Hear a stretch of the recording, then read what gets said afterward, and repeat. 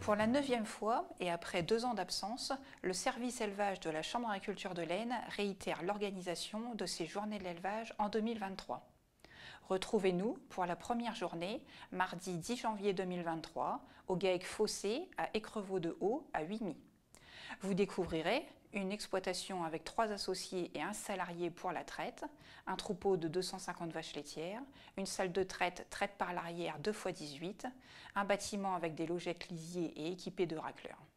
La structure compte 290 hectares, dont 155 en herbe. Toutes les pâtures sont équipées d'abreuvements. La seconde journée est prévue le jeudi 12 janvier 2023 chez M. Gilles Pasquier à la ferme de Bartel à Agnisy-le-Grand. Vous découvrirez lors de cette journée une exploitation composée de 2,3 équivalents temps plein, soit le chef d'exploitation et du salariat, un atelier de 70 vaches limousines, un atelier de taurillon-viande de 350 places. Les bâtiments possèdent de la contention, cages, couloirs et parcs de chargement. La SAU de 262 hectares permet de valoriser 52 hectares d'herbe pour l'alimentation qui repose sur une ration en silage d'herbe et luzerne, de maïs grain humide et de pulpe surpressée.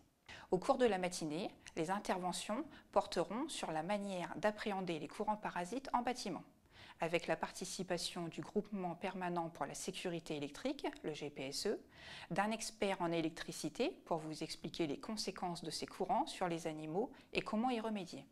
La MSA sera également présente pour vous présenter les risques électriques vis-à-vis des personnes.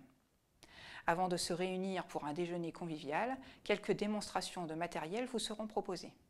Une pailleuse équipée d'un coupe-filet ou ficelle et d'un automoteur nettoyeur de logettes le 10 janvier et d'une pailleuse grande capacité le 12 janvier, permettant ainsi de pailler l'intégralité des bâtiments à partir d'un seul chargement de paille. Pour déjeuner sur place, n'oubliez pas de vous inscrire au numéro qui s'affiche actuellement. Au cours de l'après-midi, 3 ateliers thématiques vous seront proposés de 14 h à 16 h.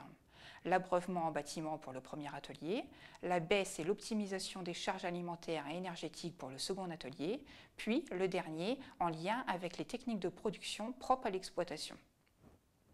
Pour l'atelier abreuvement en bâtiment, nous traiterons des besoins en eau pour les animaux, avec les critères de quantité mais aussi de qualité d'eau, les intérêts que représentent les analyses d'eau, les ressources et le traitement de l'eau, mais également l'exonération possible sur la redevance compteur.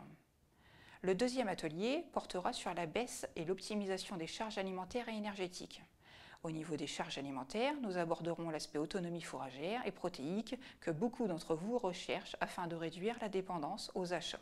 Nous présenterons les cultures alternatives possibles à produire afin de parvenir à cette réduction. Vis-à-vis des charges énergétiques, vous pourrez bénéficier d'une présentation de solutions de production d'énergie solaire par le photovoltaïque, mais aussi des leviers de réduction de consommation de carburant. Enfin, le troisième et le dernier atelier portera sur les techniques de production propres à chacune des exploitations. Au GAEC Fossé, le 10 janvier, nous vous ferons visiter la stabulation logette et la salle de traite, accompagnée d'une présentation sur la gestion de la main-d'œuvre et l'organisation du travail au quotidien. Chez Gilles Pasquier, le 12 janvier, nous vous présenterons la conduite de l'atelier Taurillon et les résultats ainsi que l'agencement des bâtiments et de la contention. Pour les inscriptions, vous pouvez dès maintenant contacter Séverine Oudelet du service élevage au numéro qui s'affiche. Nous vous attendons nombreux les 10 et 12 janvier pour partager à nos côtés ce moment dédié à l'élevage. Le programme des journées est accessible depuis le site internet de la Chambre d'agriculture, mais aussi sur notre page Facebook ou Twitter. À bientôt pour d'autres conseils en élevage.